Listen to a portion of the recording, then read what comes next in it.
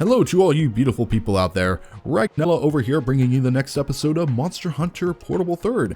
For today's episode, well, I have no idea what we're doing. We just completed the Kurapeko quest and now we have a bunch of people that want to talk to us. So let's see what they have to say. So starting with the village chief here, she's going to congratulate us on taking on the Kurapeko, so no big deal. Gonna give us the next stuff in terms of the quests. Okay, yeah, you're talking way too much, lady. Come on, give us the... Okay, she gives us a talisman. Talismans are an equipable item that gives us skills, so that's nice. What do we got today? So, we got the deserted island. That's one of my favorite places. We got the tundra. The tundra is awesome because it has some exclusive items that I'm going to need for a weapon upgrade or two. Let's see, there is the Kurapeko quest, and let's see, we got Bofangos. We got ourselves a Baroth, another Kurapeko, so chasing the trickster. I think today is going to be a Rhenopolos quest. I want something a little nice and easy.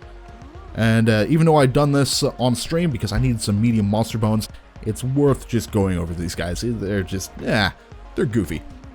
But I'm not going to play around just yet because there's something else I gotta do.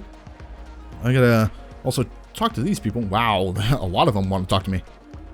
And, well, I'm guessing that this guy was not worth patching in English, because all his text is in Japanese. So what I'm going to assume that this is I'm a nice English-speaking person that's going on and hunting these monsters for these very nice people in Yukumo Village, and there's a couple locals here that speak in a language I cannot understand, so I'm just going to be smiling and nodding throughout that text.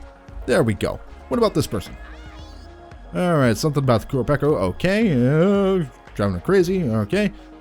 And this person's going to talk about Aqua Glow Jewels, skill points, and slots. So, something that we went over last time. As a matter of fact, I'm just going to skip through. There we go. Gives us some Aqua Glow Jewels, which is like the base item that you need in order to make decorations.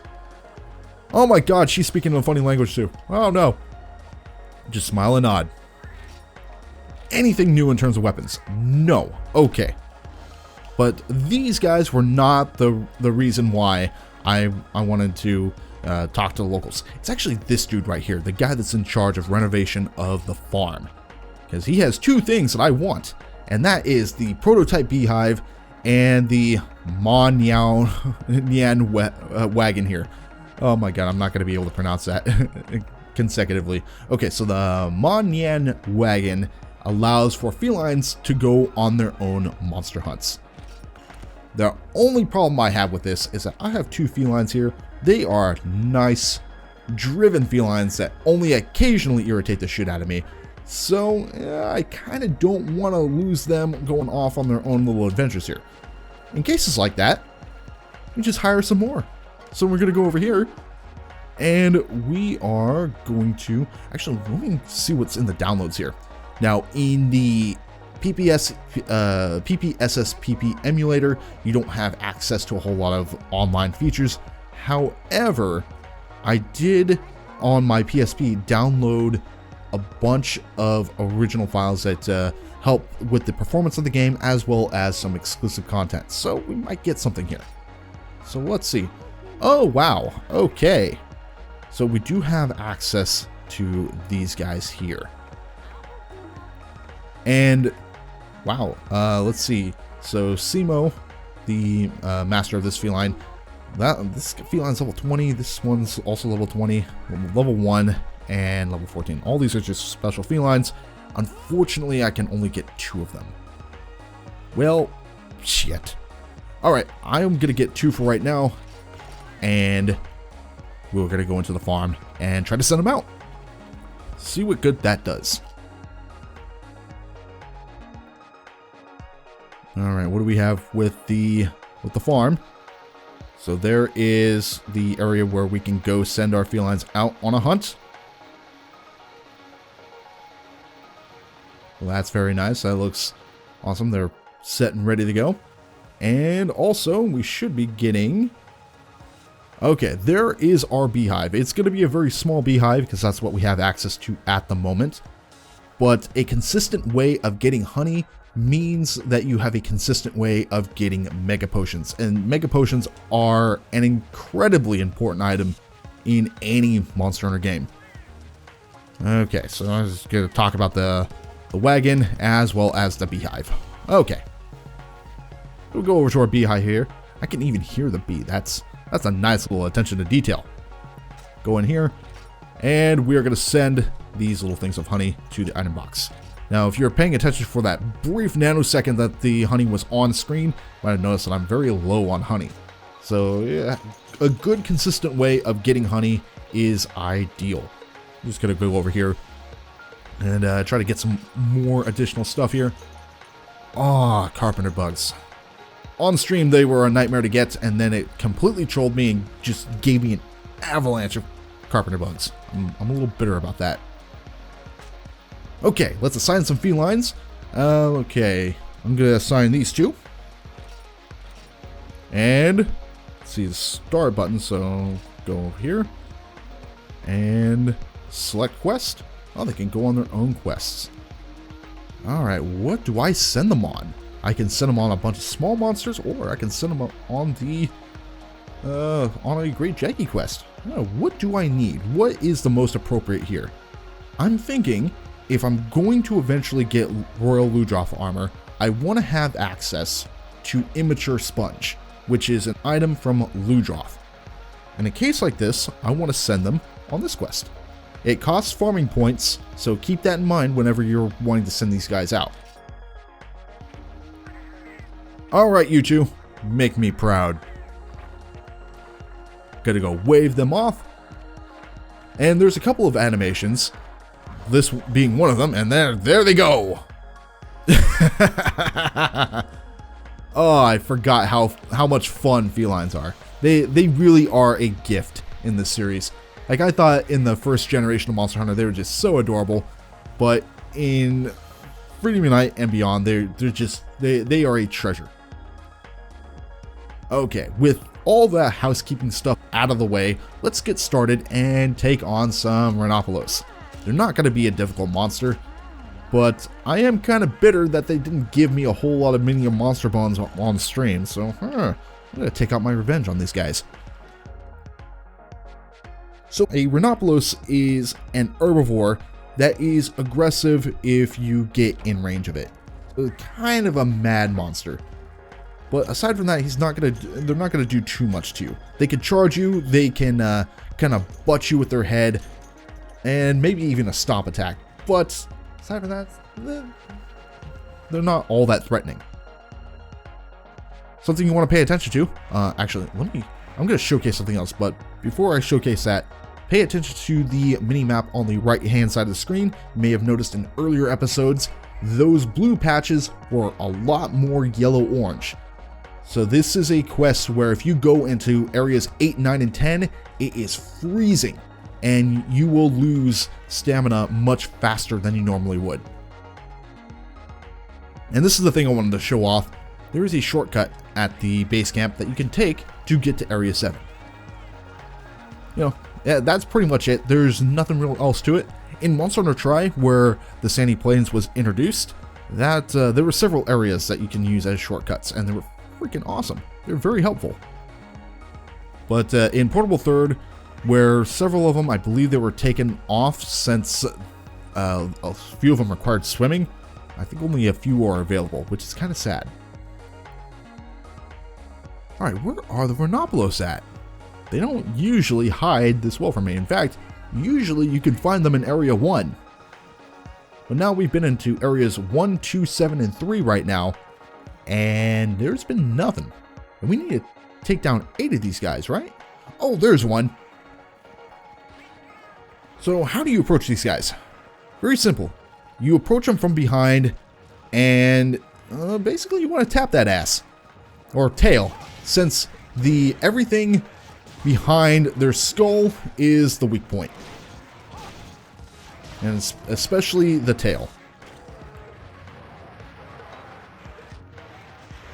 Okay, I'll let Misty and Simbal take care of the Jaggies. Just kind of doing their own thing. Ah, raw meat. Cannot wait to burn that later.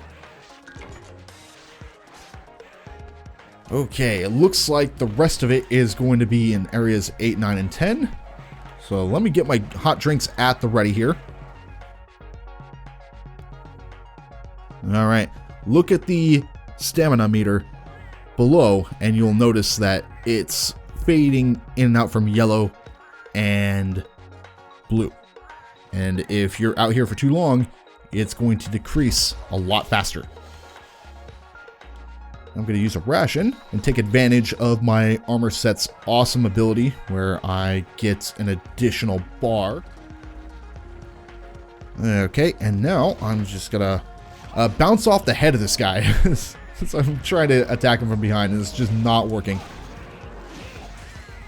And be aware of the larger Altaroths. They are aggressive on sight. Oh, you just want to... Okay, there we go. Now, I did this on stream, and this is something that you want to pay attention to, but if... usually, you cannot carve bugs unless you're very lucky and a monster just makes itself available for carving. But if you poison a bug, so an Altaroth, Vespoid in other Monster Hunter games, or a Benabra, then they will take poison damage instead of physical damage, and then you will always be able to get a carve. If you just try using your weapons, then it's a very slim chance that you will be able to get anything that's carvable. Usually the monster just explodes into a million pieces.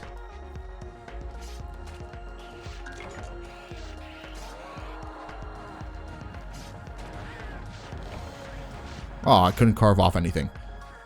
Yeah, and that should be pretty self-evident. If a monster is just not carved right away, then it will stay up for a certain amount of time, and then it will eventually just despawn.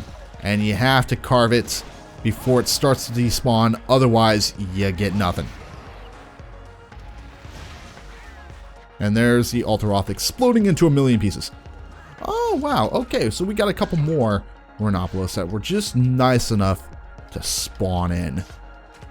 I believe this is one of the few herbivores that they respawn by digging out from the earth. Just take care of this guy right here.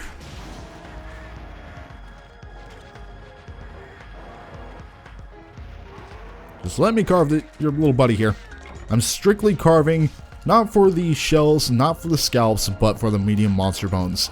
They are one of the more valuable items this early in the game, and there might be a couple sword upgrades that are going to specifically require medium monster bones. Like the sword that I'm using, for instance. It requires, I believe it's 2.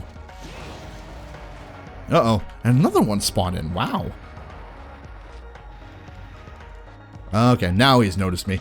Actually, I think he's noticed my cats. And with the death of this one, I think, let's see, 3, I think we're going to be at 6, which means there's 2 more that we need to find and take down.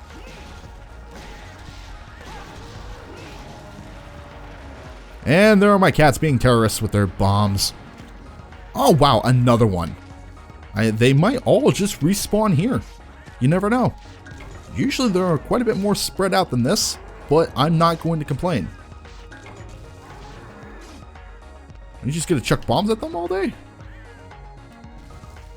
Huh, thought that would just take it down. Oh, hey. Great. I thought there were 8 Rhenopolos that I had to kill. I think I was at 6. I'll need to check. Wow, and another one respawns. Okay. That's really nice. Well, just real quick, I'm gonna look at the quest info here. Oh, yeah, I did it. Huh. I guess he just kept respawning. I just never paid attention on how many I've actually killed. Okay. So Area 4 and Area 8 are the places you want to be for this quest. And they're just going to keep respawning. So if you need medium monster bones early on, you can take on the Harvest Tour quest in the 2-star difficulty range and get Rhenopolos that way. Carve them off, you have a chance of getting medium monster bones from there. You get 2 carves. Medium monster bones are kind of rare, so you're probably going to need to do it a couple times. But you just keep at it and you'll eventually get them. So that's going to do it for me and this video. Thank you all so much for watching. If you're interested in any of my other content, be sure to hit on one of the annotations that'll be featured at the end of this video. And if you're into streams, I stream on the weekends, noon Pacific Standard Time, Pokemon Crystal Clear on Saturday, and Monster Hunter on Sundays. But until next time, take care, people.